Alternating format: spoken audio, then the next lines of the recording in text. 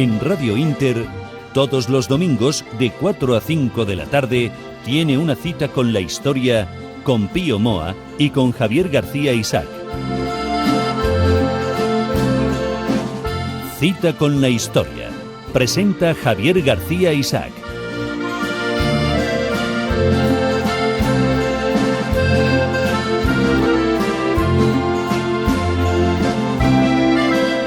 Muy buenas tardes, estamos en cita con la historia, en cita con todos ustedes, en cita con Don Pío Moa. Don Pío, muy buenas tardes. Hola, buenas tardes. Bueno, hoy promete ser un programa apasionante, lo hemos colgado en redes, recordad que tenemos el Facebook de Una Hora en Libertad, Twitter, tenemos el blog de www.citaconlahistoria.es, donde estamos colgando los programas. Y el tema de hoy es muy interesante, que es la ETA durante el franquismo. Sí, es un poco la significación de la ETA durante el franquismo, efectivamente. Ya en otra ocasión vimos varios aspectos. Bueno, antes quiero decir, voy a repetir la cuenta para la que la gente... Tenemos una cuenta, como ya saben la mayor parte de nuestros oyentes, pero quizá algunos nuevos no, una cuenta para apoyar mediante microfinanciación este programa, porque de otra manera se puede quedar en nada, como han pasado con tantas iniciativas, ¿no? Y es la cuenta, o sea, se puede aportar desde 10 euros al mes, que es prácticamente lo puede hacer todo el mundo, aunque es preferible, alguna gente me ha preguntado, es preferible de todas maneras hacerlo, si se puede, para todo el año, porque un mes y otro se olvida, se pasa, ¿no? Vamos, aquí se trata de que colaboren como buenamente pueda, con lo que puedan. Exactamente. Y nosotros, pues, seguir promocionando este programa, seguir avanzando y seguir, disfrutar de su presencia aquí. Y si tienen a mano un bolígrafo, pues pueden apuntar. La cuenta es de Tiempo de Ideas, siglo XXI. Ese es el título de la cuenta, es Tiempo de Ideas. Que es una especie de taller de ideas o think tank que estamos tratando de formar. Y está en BBVA y el número es ES 09 0182 1364 33 020 154-3346. Yo la voy a repetir, si te parece, para que todos nuestros oyentes les dé tiempo de cogerla. Si ustedes quieren colaborar con este programa, con Cita con la Historia, hemos abierto una cuenta en el BBVA. El titular es Taller de Ideas. Tiempo de Ideas, que es un taller de ideas. Sí, Tiempo de Ideas. Siglo XXI. El IBAN o el número de cuenta es ES de España 09, no hay duda, ES 09. Luego 0182, 0182, luego 1364 y por último 33 02 01 54 33 otra vez y 46. Exactamente. Pues ya está, no hay ninguna duda. Bueno, pues vamos ahora con el tema. Con el tema. ETA durante el franquismo. ¿ETA cuándo nace ETA? Bueno, ETA en los primeros años, se hablaba del año 50 y tantos, nunca, no mataba al principio, tarda un tiempo. Bueno, la ETA nace hablando de lucha armada y tal, pero la primera acción mortal que comete deliberada es en 1968. De todas maneras, ya en otro programa vimos bastante de esto, ¿no? Hoy vamos a examinarlo desde otro punto de vista. O sea, la ETA realmente nunca fue más que un grupo relativamente pequeño de pistoleros y, sin embargo, ha sido uno de los fenómenos políticos más influyentes en la reciente historia de España, sobre todo en la democracia. Y propiamente tiene dos fases, el franquismo y la democracia, que hace dos fases a partir de que empieza a matar, ¿no? Mata la primera víctima en el 68. 7 años antes de la muerte de Franco. Y en cada una de estas etapas del franquismo a la democracia ha desempeñado un papel muy diferente, pero importantísimo, sobre todo en la democracia, como un tremendo factor de corrosión y de corrupción política. Esto requerirá otro programa porque aquí vamos a tratar solamente la cuestión de la ETA durante el franquismo. La ETA, como decíamos, pues empezó a asesinar deliberadamente. Antes había matado con una bomba a una niña, a un bebé, pero el asesinato deliberado fue en 1968 cuando ya digo era la última etapa ya del franquismo. Entre ese año y el siguiente, el 68 y 69, asesinó a 3 personas. Luego quedó prácticamente desarticulada y con grandes peleas internas, y se pasó 3 años sin poder asesinar nuevamente. Desde el 70, hasta el 72. Pero entre el 72 y el 75 ya el número de víctimas sube a 42. O sea, en total mataron unas 45. Este número a lo largo de 7 años no parece demasiado. Sobre todo teniendo en cuenta que durante la democracia fue superado muchas veces en un solo año, incluso duplicado, como en 1980. Por otra parte, durante el franquismo, la ETA recibió golpes muy fuertes y estuvo varias veces a punto de ser desmantelada. Si sobrevivió, ¿por qué sobrevivió? Pues eso es lo más importante. Quizás. Por 3 hechos cruciales. Ante todo, la cobertura que le brindó Francia, asegurándole lo que se ha llamado un santuario o refugio seguro al lado mismo de la frontera. Que eso es una gran vergüenza que Francia alguna vez tendrá que explicar o tendrá que... Sí, bueno, eso... ¿no? Hablaremos ahora de eso, sí. De por qué, ¿no? Eso permitía a los etarras escapar rápidamente por la frontera, una frontera en general poco vigilada durante mucho tiempo, y allí rehacerse. Y además tenían ahí sus arsenales, sus zonas, sus centros. Claro, muy consentidos. Abiertamente, ¿no? Y el segundo que trataremos en tercer lugar, el segundo factor que mantuvo a la ETA, fue la cobertura que dentro de España le facilitó gran parte del clero vasco, aprovechando los privilegios concedidos a la Iglesia por el franquismo. Es curioso. Y en tercer lugar fue el apoyo político, moral y propagandístico que le dio la oposición antifranquista en pleno. La izquierda en general. Sí, la izquierda, incluso gente de derecha, pero que se consideraba antifranquista.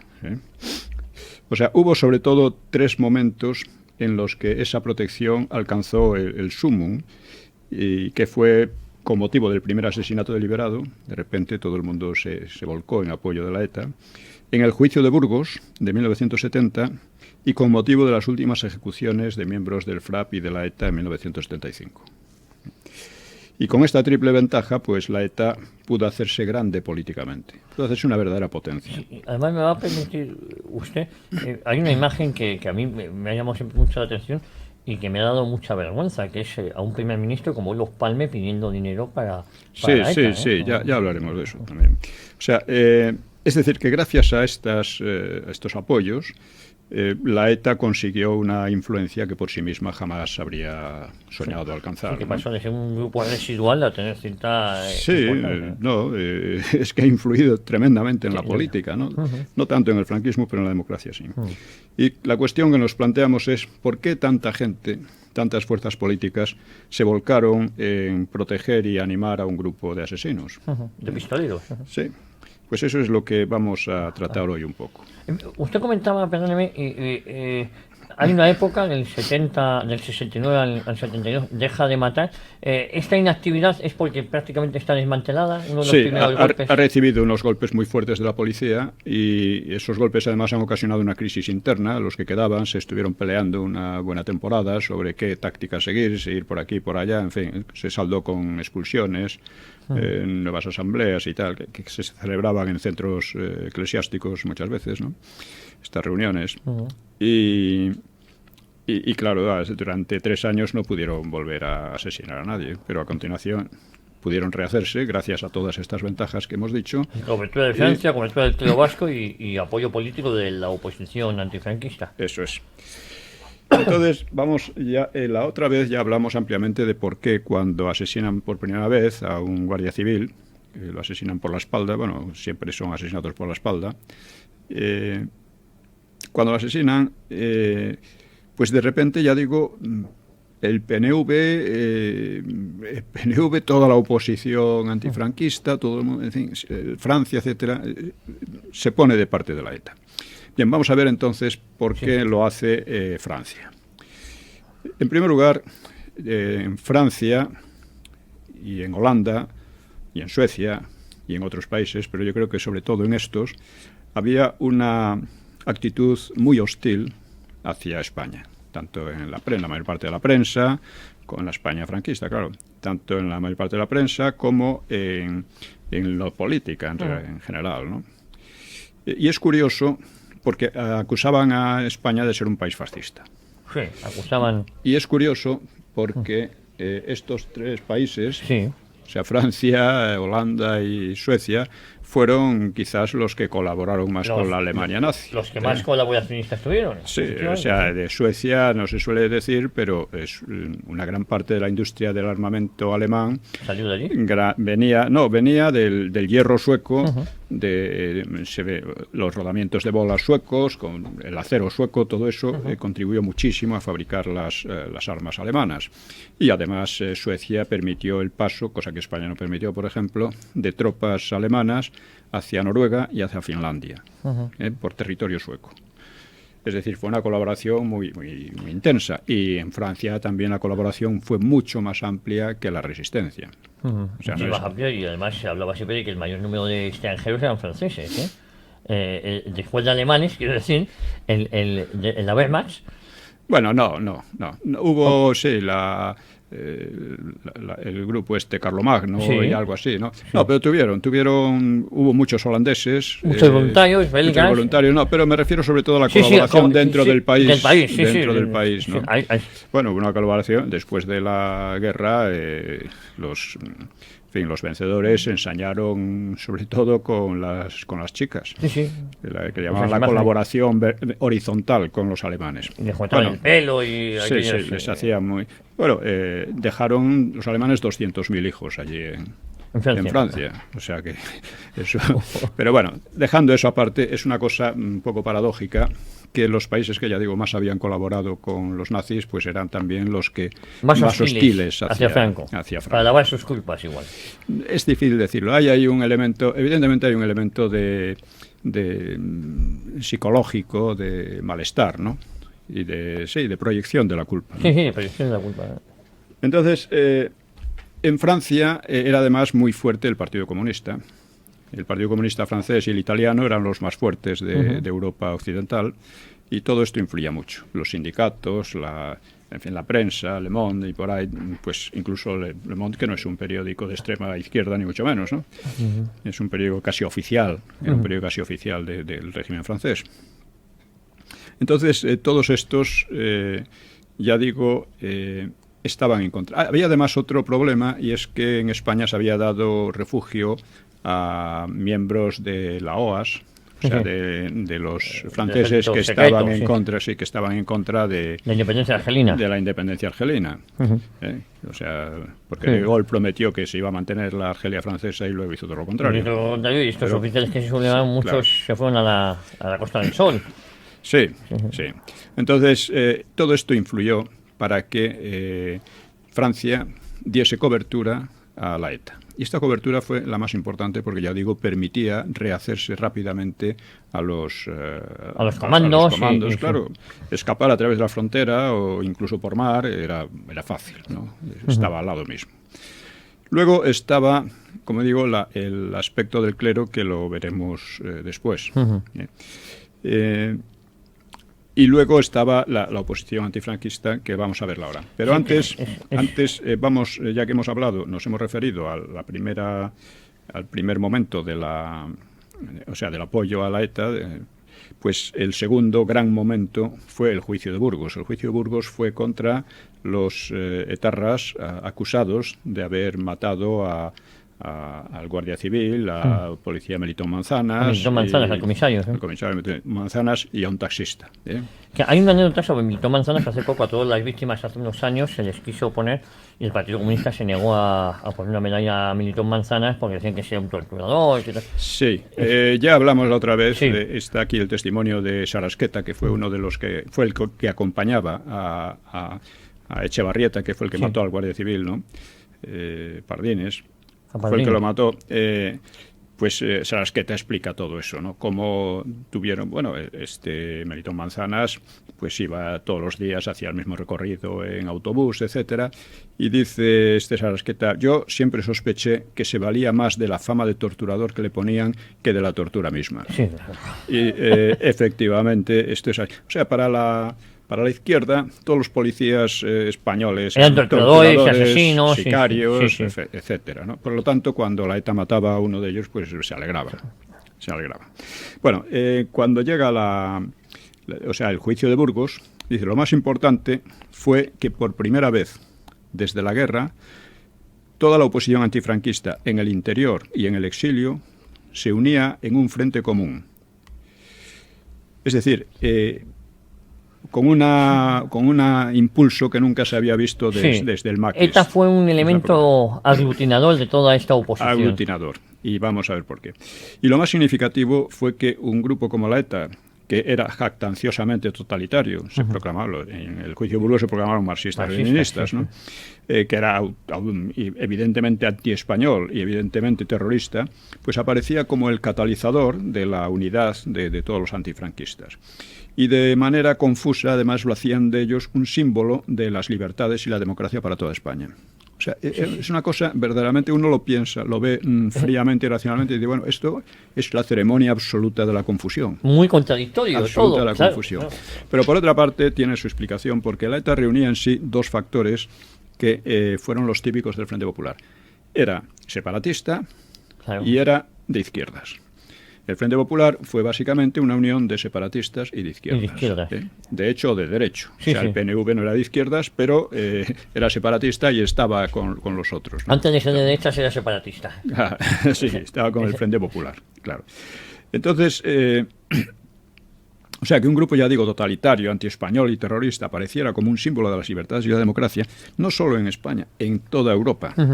En toda Europa. Sí, se vendía como si estuvieran defendiendo la democracia en España, nada más lejos de la realidad. Sí.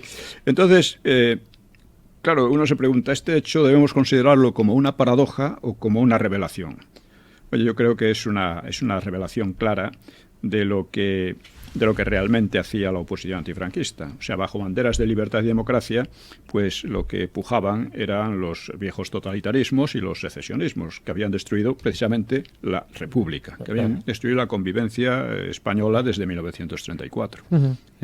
Esto es muy importante poner en claro el significado de las palabras y el significado de los partidos y grupos que estaban allí. Porque estos que estaban siempre hablando de democracia, no había ningún demócrata en las cárceles de Franco. Ni uno solo. Eran todos o comunistas o terroristas. Entonces, en el Frente Popular no había ni un demócrata, porque ni Azaña ni los demás lo eran. Azaña, cuando pierde las elecciones, intenta golpes de Estado, ¿no? Y pasaba por ser el más democrático de todos. O sea que, el más intelectual, además, también. Claro, estaban también los estalinistas, los socialistas revolucionarios, estaban todas estas anarquistas, en fin. Sí, pero demócratas no había. Demócratas no había. Y bajo el franquismo tampoco los había. Los que se sentían demócratas, que no eran muchos tampoco, esa es la verdad, porque después de la experiencia de la República... No era una prioridad. Sí, exactamente. Los que se sentían demócratas, pues prosperaban como todos los demás tranquilamente, eran funcionarios de la administración, muchos de ellos, en fin, no causaban problemas al franquismo ni el franquismo se los causaba a ellos. Esa es la realidad. Cuando hubo el llamado contubernio de Múnich, bueno, la represión consistió en que a una parte de ellos los desterraron 6 meses a las Canarias y a otra parte pues les dejaron irse al exilio y a los 6 meses volvieron. Eso era la terrible represión contra los demócratas, ¿no? Y por otra parte, es importante ver que a pesar de que la mayor parte de la oposición, después del maquis ya no apelaba a la violencia, en cambio pintaba al régimen con unos colores tan negros que justificaban la violencia, la lucha armada y todo lo que se quisiera hacer. Sí. Entonces ellos, que no se atrevían a eso, vieron que la ETA sí se atrevía y consideraron que la ETA les venía muy bien. Les venía muy bien porque hacían el trabajo sucio y luego cuando llegara las libertades, pues ellos imaginaban que la ETA les iba a dejar el terreno libre, el terreno para ellos, el terreno político libre y que se retiraría a sus casas con sus pistolas, ¿no? En fin, esta es un poco la razón. Sí, pero todo eso era un cuento... un cuento que se creían ellos mismos. Se hacían ellos mismos. Las autoridades tenían claro que eso no era así. Sí. Pero toda la oposición en general llegó a pensar o veía incluso como aventureros a los etarras, como gente que luchaba por las libertades. Sí, exactamente. Y eso en Europa y en otros países, en Hispanoamérica y tal, pasaba algo parecido. O sea, cuando llega cuando el juicio de Burgos, que se terminó con varias sentencias de muerte, que les fueron conmutadas, pues desde el Papa hasta los gobiernos inglés, francés, pues pidieron que no se cumpliera la sentencia, ¿no? Y bueno, o sea, hubo una presión mundial que, claro, era un problema porque si la sentencia no se cumplía, no iba a quedar como un acto de clemencia del franquismo. Iba a quedar como una derrota, claro, como una derrota política, ¿no? Sí. Claro, era un problema muy, muy difícil, ¿no? Es decir, el verdadero nacimiento de la ETA como fuerza importante en España, antes era un grupillo de tantos que hablaban y no hacían gran cosa, pues data de aquel periodo del 68 al 70 y está ligado a 3 asesinatos, los cuales no le impidieron recibir casi todas las bendiciones posibles, y que la rodearon de afecto y de comprensión, aun si a veces con algunas reticencias, ¿no? Pero sin efecto práctico, pues lo apoyaron, ya digo, los comunistas, los demás nacionalistas vascos, el PNV, catalanes y gallegos, todos ellos, buena parte del clero vasco, como he dicho, y otra menor pero considerable en el resto de España. O sea, el conjunto de la oposición, como venimos diciendo. Y no menos decisivo fue que diversos gobiernos europeos, en especial el francés, pues hicieron lo que ya hemos dicho, ¿no? Y la oposición creía que la ETA pues solo duraría lo que durara el régimen franquista, ¿no? Y volvían a equivocarse. O sea, sin todos estos apoyos, la ETA habría corrido probablemente la misma suerte que otras organizaciones terroristas como el FRAP o el GRAPO. Y luego la ETA, aunque ya era conocida internacionalmente, sí que el golpe de gracia el 20 de diciembre del 73 con el asesinato del presidente de gobierno es un... Sí, bueno, sobre eso se ha escrito mucho y se han dicho muchas tonterías, ¿no? Realmente lo hizo la ETA. Es muy poco probable que la CIA es prácticamente imposible, porque un asesinato así podía crear una gran desestabilización en España, podía crear una involución, una vuelta a las medidas duras del gobierno, a los años 40, como decían algunos, ¿no? De hecho, aquel día estaban los del proceso 1001 contra comisiones obreras, que se iba a celebrar aquel día, pues estaban aterrorizados de que no fueran a ir a por ellos. Por cierto, hay unas imágenes de Marcelino Camacho, si no me equivoco, bailando con Cava, o no sé dónde sacarían el Cava, pero había unas imágenes... No. O él lo ha comentado en alguna declaración. Sí, después todo el mundo le estaba brindando con champán. Sí. Con champán. Con champán, no era Cava. Estaba brindando con champán. La verdad es que estaba todo el mundo debajo o sea, toda la oposición estaba debajo de la cama o escapándose como podía, ¿no? Porque tenían pánico de lo que pudiera pasar. Y la ETA no pudo explotar políticamente eso porque la ETA fue lo mismo, esconderse donde pudo, ¿no? Lo que realmente, además, al gobierno useño, ¿no? A la CIA, lo que le interesaba era que aquí no pasara nada. Lo que le interesaba era una evolución, pero tranquila y sin problemas, porque no podían arriesgarse a que en España se creara un foco de desestabilización, como el año siguiente se crearía en Portugal, ¿no? No querían nada de eso. O sea, es absurdo que su interés no iba por ahí para nada y además no hay ningún documento de los que se han desclasificado que lo indique. Que lo indique, ¿no? Y, o sea, lo que pasó fue eso, una acción que en aquel tiempo era bastante fácil, porque había mucha seguridad, cualquier persona se podía meter en cualquier edificio oficial, es decir, ya lo hemos dicho, pero hay que repetirlo porque todo esto se olvida, ¿no? Estos presentan a aquella época como policías por todas partes que no te dejaban ni reunirte con 2 personas en la calle y cosas por el estilo, ¿no? El pasado día 5, en el Gato al Agua, el que fue invitado, se me ocurrió decir, y además lo sigo manteniendo, que el mayor época de paz de la historia de España en los últimos años empezó en el año 40 hasta nuestras fechas, no en el año 78, como me querían hacer ver. No, claro que no. Entonces me decían que no, que es del 78 porque lo otro, como había sido una historia, no existía la paz. Digo yo, ese razonamiento tan simplista, digo, claro. la paz empezó en el 39 y al luego hasta nuestros días. Exactamente, y continúa. Pero aparte que la democracia viene de las condiciones creadas por el franquismo, no viene de la oposición, que lo estamos viendo en relación con la ETA, ni era democrática ni nada, y apoyaba además, no se atrevía a usar la violencia, pero la justificaba. identificaba y se ponía detrás de ella. Sí, a mí me gustaría luego, cuando usted lo quiera conveniente, que habláramos sobre esa vinculación, ¿no? Esa comprensión de la izquierda con ETA, ¿no? Fue un apoyo sobre todo político, moral, propagandístico, que a ETA le vino bien porque le daba legitimidad. Le daba legitimidad. Claro, le daba todo, ante la opinión pública. Sí, en todo el ámbito internacional sobre todo, ¿no? Claro. Entonces, pues esto es lo que hubo. Y esto es lo que hizo grande a la ETA. Esos apoyos que recibieron. Internacionales y nacionales. Internacionales también recibió apoyo de Argelia y otros muchos países, ¿no? Y apoyo político también de todas partes, ¿no? Cuando llega los últimos fusilamientos del franquismo, contra terroristas del FRAP y de la ETA. Eran 3 del FRAP y 2 de ETA. ¿O sí, 3 del FRAP y 2 de ETA. Entonces, bueno, primero, después de la experiencia del juicio del 70, del juicio de Burgos, claro, era evidente que el franquismo o mostraba firmeza o, bueno, quedaba ya para los restos, ¿no?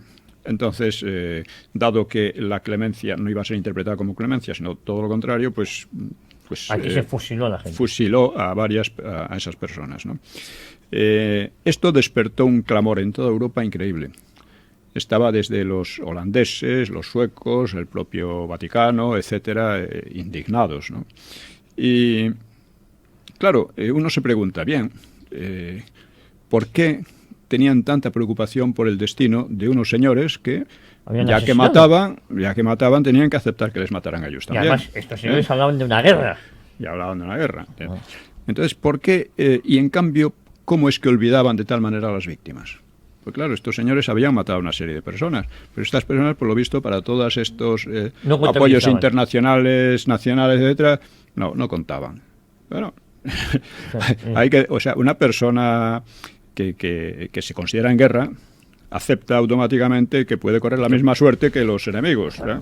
Pero aquí no, aquí por lo visto ellos tenían derecho a matar, pero los enemigos no tenían derecho a defenderse.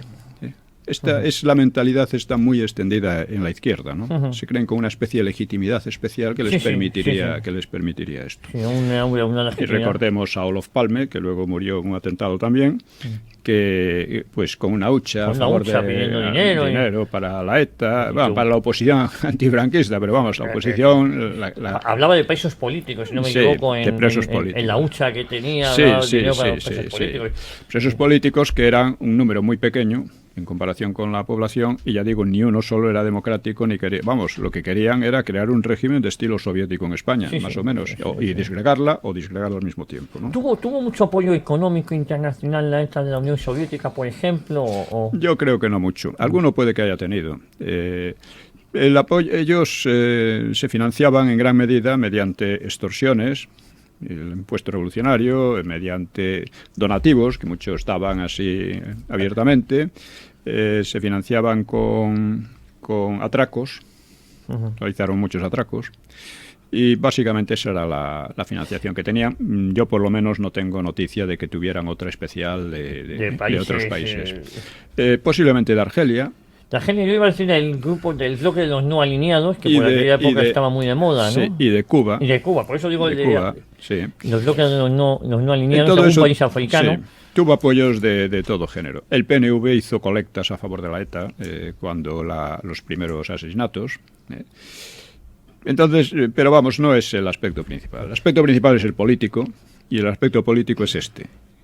Una serie de asesinatos valió a la ETA un éxito político y propagandístico gigantesco que que ningún grupo terrorista ha sacado mayor rendimiento de algo por el estilo. Porque fijémonos que el IRA en Inglaterra, en el Reino Unido, en Irlanda, el IRA, pues ha causado como más del triple de muertos que la ETA, ¿no? Cerca de 3.000 muertos, 2.000. Sí, por ahí. Sí. Bien, entonces estamos resumiendo: apoyo internacional, apoyo interno, y nos queda el apoyo del clero, que es importantísimo. Antes de hablar del apoyo del clero, vamos a hacer una brevísima pausa. Yo que ustedes no me movería, vamos a continuar aquí en Cita con la Historia, hablando de la ETA durante el franquismo. Continuamos, ya estamos de vuelta, Cita con la Historia. Recordar que estamos hablando de ETA durante el franquismo.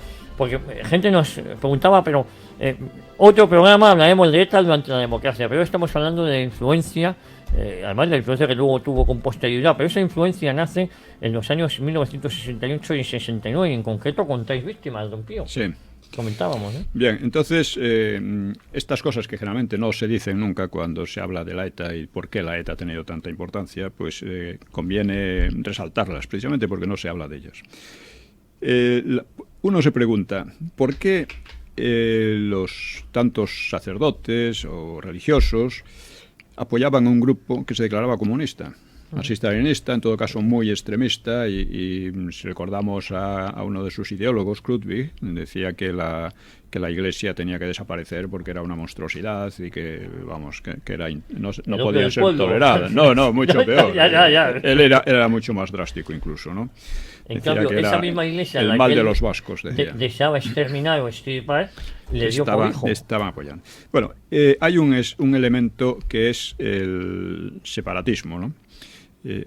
Ya durante la guerra hubo grupos de curas separatistas, vascos y catalanes, que se refugiaron en Roma y desde allí presionaban, intrigaban contra los nacionales.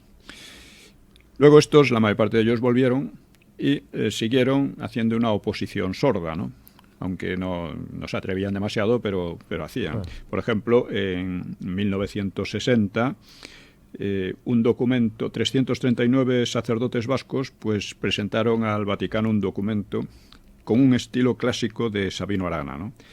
Denunciaban la persecución de las características étnicas, lingüísticas y sociales que nos dio Dios a los vascos, lo decía así como el nombramiento de obispos no vascos y otras manifestaciones de lo que llamaban genocidio para emparentarlo emocionalmente con el Holocausto, ¿no? Y un grupo... es decir, también digo en Cataluña pasaba algo por el estilo, ¿no?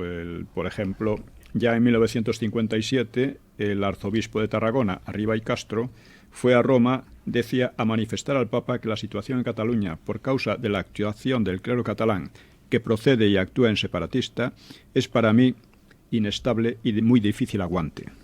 Si su santidad no corrige o no puede la actuación política de esta fracción del clero catalán, yo le voy a pedir que me releve de mi diócesis. Es decir, era una maniobra sorda, intrigante y un machaque continuo. Entonces, hay que decir además, por ejemplo, sobre estos sacerdotes vascos, que era completamente falso que hubiera un genocidio. De hecho, el vascuence estaba en aquellos años más promocionado que nunca. Había premios literarios incluso. Había premios literarios, empezaban las icastolas, la Academia Vasca empezaba a realizar la tarea de unificar al vascuence en el Batúa, ¿no? Y todas estas cosas, es decir, que el vascuence nunca había tenido tanta atención intelectual como en aquella época, ¿eh? Había cátedras de vascuence, en fin.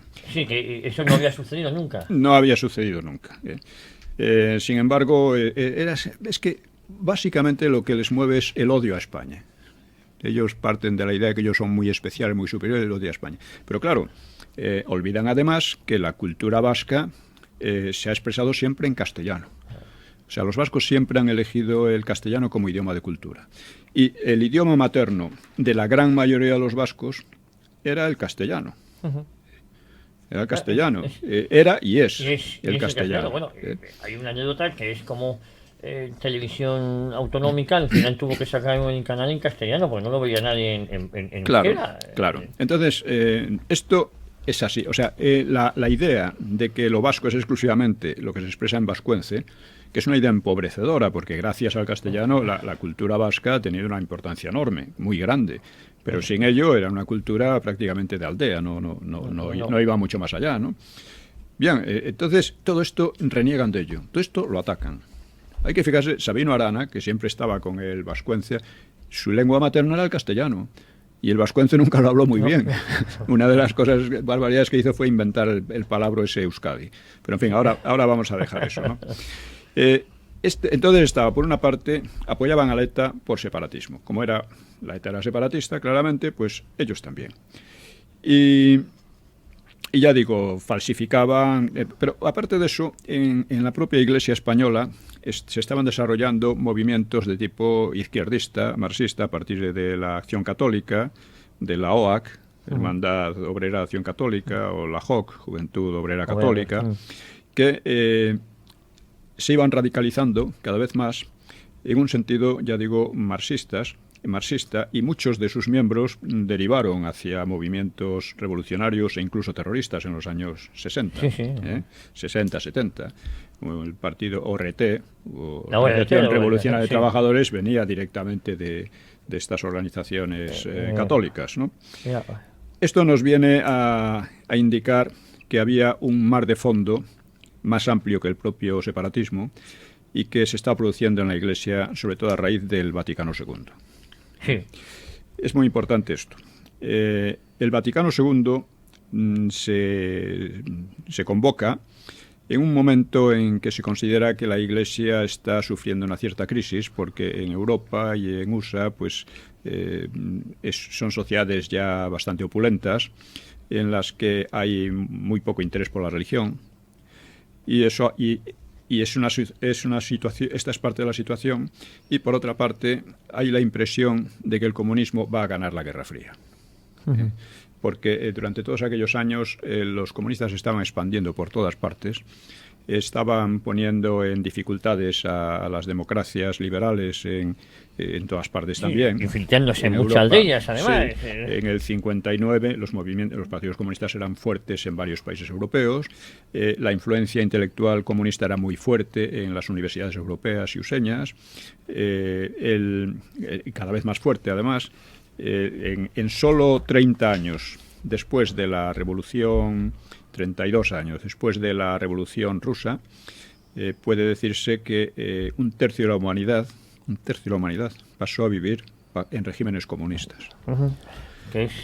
Eso en Vietnam, en Vietnam la USA con todo su poderío estaba en jaque y no podía Camboya, toda esta zona, el sudeste asiático.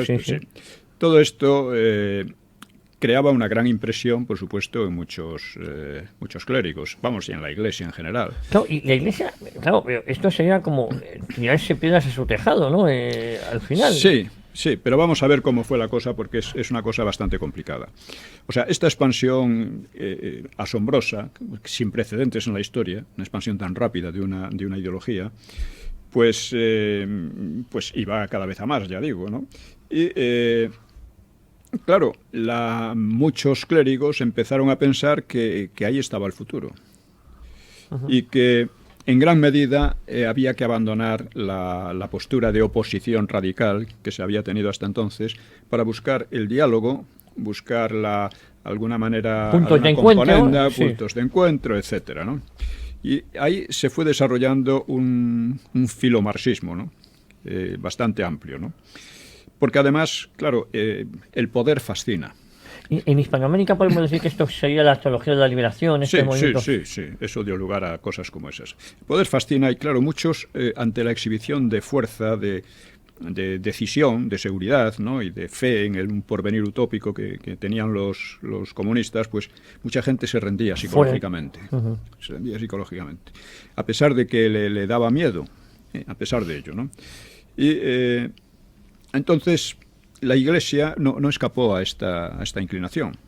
O sea, después de haber contribuido tanto a frenar los impulsos revolucionarios de posguerra, ¿no?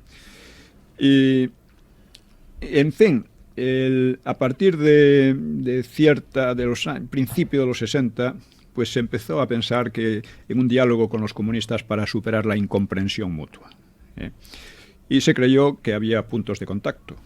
Porque, el cristianismo defendía a los humildes y denunciaba las injusticias de los poderosos. Ese mito de que Jesucristo hubiese sido comunista, hubiese nacido... Exactamente. El cristianismo predicaba el despego de las riquezas, mientras que en los países democrático-liberales la riqueza parecía el objetivo máximo a conseguir, de la gente, ¿no? Y por otra parte, la opulencia occidental pues contrastaba de manera insultante con la pobreza de muchos países. Y los comunistas afirmaban que en sus regímenes habían traído trabajo para todos y eliminado la miseria. Y muchos querían creerlo.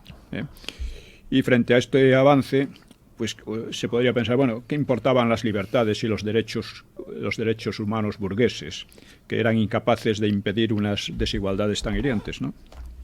Así se planteaban estas cuestiones. Y por otra parte, muchos clérigos pensaban, si los comunistas propugnaban un materialismo agresivamente ateo, pues claro, los occidentales exhibían un materialismo práctico, haciendo del consumo el eje de la vida. Todas estas... al enfocar así el problema, pues podía concebirse hasta una confluencia entre cristianismo y marxismo. De hecho, recordemos que Carrillo hablaba de traer el comunismo con la hoz y el martillo en una mano y la cruz en la otra.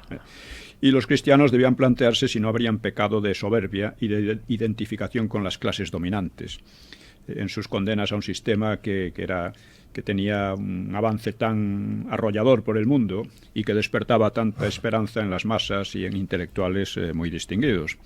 Porque otro de los que influyó mucho en el Vaticano, en el concilio, era Maritain, un intelectual francés que era democristiano, pero al mismo tiempo era bastante radical y utilizaba parte de la terminología marxista de las clases dominantes, de los oprimidos, etcétera. Entonces eso creaba un flanco muy fácil para los marxistas. Sí, pero yo creo que los marxistas aprovechan esta oportunidad, pero en el fondo desprecian totalmente a la Iglesia. Sí, por supuesto, lo desprecian, pero ven que es una gran oportunidad. Es que además, al terminar la Segunda Guerra Mundial, los servicios secretos soviéticos diseñaron una estrategia para cuartear a la Iglesia católica creando movimientos. Uno, por ejemplo, el más típico se llamaba Pax, que se formó en Polonia, porque era un país muy católico, ¿no? Y entonces de lo que se trataba era de fomentar lo que llaman las contradicciones entre el clero que ellos llamaban integrista, que tachaban de integrista o de conservador, retrógrado, y el clero que llamaban progresista. Y esta maniobra llegó a tener una gran influencia a lo largo de los años 60, ¿no? Entonces hay un libro que se llama El Rin desemboca en el Tíber, que es de un sacerdote useño que siguió todo el concilio desde dentro y que explica cómo las peleas, las pugnas que había entre unos y otros. Dice, El Rin desemboca en el Tíber. El Rin desemboca en el Tíber. Es un libro muy, muy interesante. Juan 23 convocó el... Tenemos tiempo, ¿no? Sí, tenemos 10 minutos. Convocó el concilio para adaptar a la Iglesia a un mundo que estaba cambiando, el aggiornamento que le llamaban, ¿no?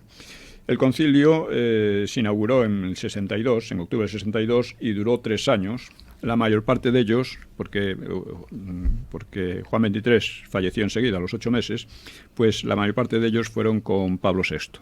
Que Pablo VI era muy poco amigo del franquismo. Así como Pío XII había apoyado mucho al franquismo, Pablo VI... ¿Y Juan XXIII cómo se podía catalogar? Porque llevó el Papa Amable... Es difícil, sí, es difícil. Ya, desde luego, le empezaron a hacerle una propaganda en el fondo antirreligiosa, llamando el Papa bueno, con lo cual venía a significar que los demás eran malos. Bueno, un poco lo que está pasando ahora, ¿eh? Bien, en el concilio se formaron 2 grupos de presión. El progresista, que se llamaba Alianza Europea, eran grupos de obispos.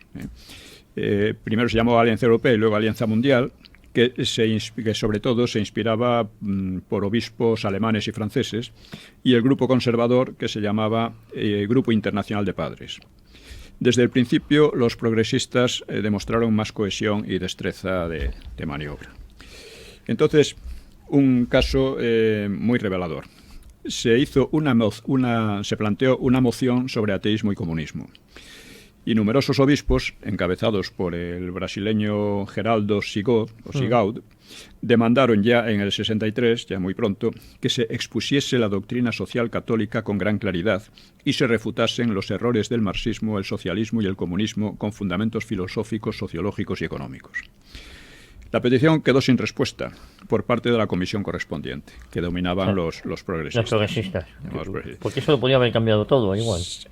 Sí, o por lo menos... No sé, vamos a ver lo que pasó, que es lo que importa.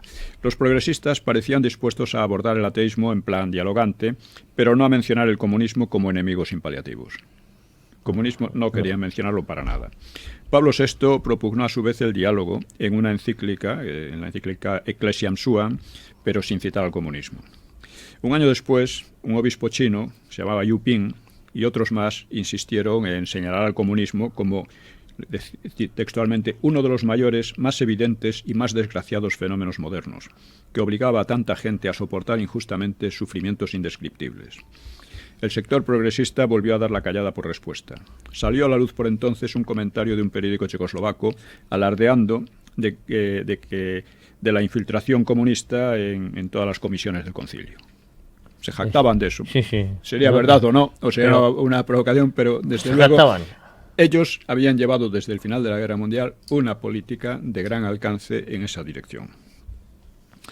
Al año siguiente, en abril, pues un esquema, o sea, en el 64, estamos hablando del 64, o 63, dice, un esquema propuesto oficialmente al debate eludía nuevamente la mención del comunismo. Entonces, 25 obispos denunciaron ese silencio, advirtiendo que, así como a Pío XII le habían reprochado con injusticia el haber callado sobre la persecución contra los judíos, podría reprocharse al concilio, esta vez con justicia, su mutismo ante la opresión marxista interpretable como cobardía o connivencia. La carta la firmaron otros muchos, hasta 450 obispos, pero proponía reafirmar la doctrina tradicional. Ante la tenacidad de los conservadores, pues la comisión arguyó que no había recibido la carta. Cuando se hizo evidente lo contrario, afirmó que lo había llegado fuera de plazo, lo cual se demostró igualmente falso. Y salió allí el principal obstructor de todo esto, era un obispo francés que se llamaba Achille Glorieux. Aquiles Glorioso. Glorioso. Curioso nombre. Y tras otros episodios semejantes, los conservadores lograron incluir algunas palabras sobre el comunismo, pero como observó el obispo Sigod, el brasileño, del principio, dice, existe una diferencia entre llevar el sombrero en el bolsillo y llevarlo en la cabeza. De hacerlo de manera vergonzante, ¿no? El intento de una moción más tradicional fracasó, y el episodio, que no es nada anecdótico, pues indica el poder que habían adquirido en la más alta jerarquía eclesiástica los grupos propensos al entendimiento con los seguidores de Marx y a atenuar o a diluir los viejos antagonismos. Es decir, que el Concilio Vaticano II, con esta postura, es que me niego a llamar al comunismo progresismo, ¿no? Imagino que muchos era bien intencionada, decir, bueno, esta gente tiene cada vez más fuerza, hay que buscar la manera de que no nos machaquen un día, a lo mejor, posiblemente fuera eso. Sí, bien intencionados, pero claro, eso... Desde luego, los marxistas no pensaban renunciar en lo más mínimo a sus posturas, ¿no? Por lo que el diálogo pues suponía fuertes concesiones de entrada por los católicos. Los católicos, por lo tanto, debían difuminar, incluso renunciar a gran parte de su doctrina, y a la doctrina según la cual el comunismo solo podía producir frutos venenosos, al negar de raíz la libertad y la dignidad humana. Entonces, el resultado de este diálogo ha sido desastroso para la Iglesia y fue muy beneficioso para... Claro. Solo cuando Juan Pablo II cambió estas orientaciones, empezó a poner límites, las cosas mejoraron, ¿no? Y una de las manifestaciones de todo de esta tendencia fue creó una crisis en la conciencia eclesiástica, sobre todo en Hispanoamérica, en Iberoamérica, o sea, con Brasil, y con fuertes ecos en España ya en los años 70. Es importante la teología de la liberación. La teología de la liberación precisamente fue muy apoyada por sacerdotes vascos, sacerdotes separatistas. O sea, que una cosa, es decir, que en el apoyo a la ETA por parte del clero iban dos cosas. Por una parte, el separatismo, y por otra, porque también fuera del País Vasco tenían apoyo la ETA. Y por otra parte, este ambiente progresista se llama a sí mismo progresista, que busca el diálogo y el acuerdo, en definitiva, con los marxistas, y que termina tomando gran parte de la ideología marxista. Por eso, lo que planteamos, ¿cómo es que el clero puede apoyar a un grupo marxista? Pues puede hacerlo. Primero, por odio a España, y segundo, porque bueno, no está nada mal que sea marxista, en definitiva, ¿no? Y en la teología de la liberación, pues se entendía la liberación pues en términos socioeconómicos muy parecidos a los propagados desde Moscú o desde Pekín, ¿no? Entonces, la idea es que la prosperidad de los países ricos era una brutal injusticia, un producto de la explotación de los países y las masas pobres, o más propiamente de las masas empobrecidas por la rapiña imperialista o capitalista, ¿no? Según ellos, la riqueza occidental no tenía relación con los sistemas políticos que aseguraban el respeto a la vida, la propiedad y los derechos individuales. Y que favorecían la iniciativa privada y dificultaban la instalación de un poder tiránico. Esto no les importaba para nada. La riqueza venía de que explotaban a los pobres. Bueno, ¿cómo se puede explotar a quien no tiene nada? No puede sacar de donde no hay. Claro. Es absurdo, ¿no? Entonces, los liberacionistas coincidían con los marxistas en considerar todo ello, todas estas libertades, etcétera, como una fachada irrelevante, detrás de la cual pues estaba siempre la explotación y la miseria. 5, está bien. 5 minutos nos quedan. Es decir, que curiosamente, también, porque todos son paradojas, en las Vascongadas eran, al final del franquismo, las provincias más ricas, con más renta per cápita. Sí, se habían llevado... Por lo tanto, de acuerdo con esto, debían ser que estaban explotando al resto del país. Es absurdo, pero es así. Sería la consecuencia lógica de todas estas ideas. Bueno, pues entonces, aquellos sacerdotes que se sentían progresistas y llevaban toda esta política, apoyaban también al terrorismo, que es el asesinato, porque se supone que eso no puede apoyarlo la Iglesia. Claro. Asesinatos por la espalda, de una manera... Y además este apoyo ha venido hasta hace 2 días. Estaba Monseñor Setién. Setién, bueno, todo esto ha formado una tradición. Una tradición. Que curiosamente, ya digo, se nutría de todas estas historias. Es decir, que a estos sacerdotes la idea, así como la oposición en general, pintaba a la ETA como defensora de la libertad contra un Estado fascista o cosa por el estilo, esto les importaba eso mucho menos. La ETA defendía por una parte a los pobres, y por otra parte la secesión de las Vascongadas. Y esto luego con toda la comprensión, como hemos visto, de la oposición antifranquista, que ya hemos demostrado y ya hemos comentado que no era democrática. No, claro. Es que con este enfoque, pues muchos católicos defendieron las dictaduras izquierdistas del tercer mundo, que eran dictaduras corruptísimas. O defendían las guerras y la subversión siempre que las lanzaran partidos revolucionarios para instaurar dictaduras superadoras, según ellos decían, de las declinantes y embaucadoras democracias occidentales, democracias imperialistas. Vemos como una de las cosas más tremendas que ha ocurrido en España del franquismo es la gigantesca confusión de conceptos, de ideas. O sea, los mayores enemigos de la libertad están siempre con la libertad en la boca.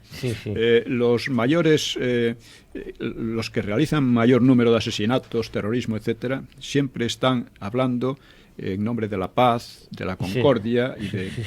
Claro, esto engaña a mucha gente y la verdad es que todo el esfuerzo que se haga por aclarar estos conceptos y aclarar estas situaciones será poco. Yo creo que no hay que desistir en la idea de que hay que desenmascarar o hay que clarificar esto, porque estamos tergiversando, llevamos muchos años tergiversando esto. Efectivamente, ¿no? Por otra parte, ya digo, en relación con el franquismo, la verdad es que también le tenían, en la Europa occidental, le tenían mucha inquina por otras razones. El franquismo había derrotado a la revolución, después de la Segunda Guerra Mundial, habían intentado hundirlo mediante el aislamiento internacional y habían fracasado. porque el aislamiento aquel tenía unos objetivos verdaderamente criminales. Era desatar una gran hambruna en la nación. En España, ¿no? Todo eso fracasó.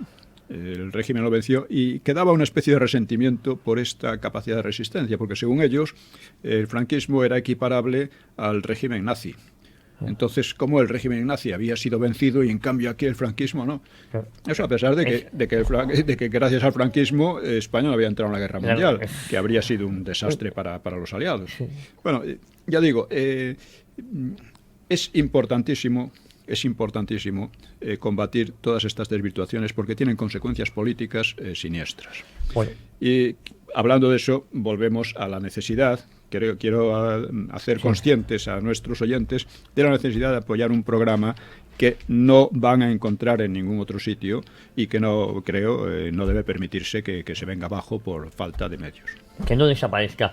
Don Pío, prometemos a nuestra audiencia que haremos un programa de la ETA durante la democracia. Aquí hemos querido plasmar esas 3 primeras víctimas del 68-69, luego las otras 42, cómo germinan lo que luego ha sido, pues bueno, más de 850 víctimas, una matanza. Y hemos dicho pues la cobertura de Francia, la cobertura del trío vasco. Y la corrosión de la democracia, que gracias a los acuerdos con la ETA, a las negociaciones que han llamado con la ETA. Bueno, la próxima semana España y la Primera Guerra Mundial. Exactamente. Hablaremos de eso, ya que este año ha sido el centenario, pues no podemos dejarlo pasar. Pues don Pío, como siempre ha sido un placer escucharle y nos escuchamos, nos vemos aquí el próximo domingo si Dios quiere. Si Dios quiere. Y a todos ustedes, muchísimas gracias por su fidelidad. Y ya saben, cita con la historia, cita con don Pío Moa, aquí el próximo domingo a las 4 de la tarde. Pásenlo bien.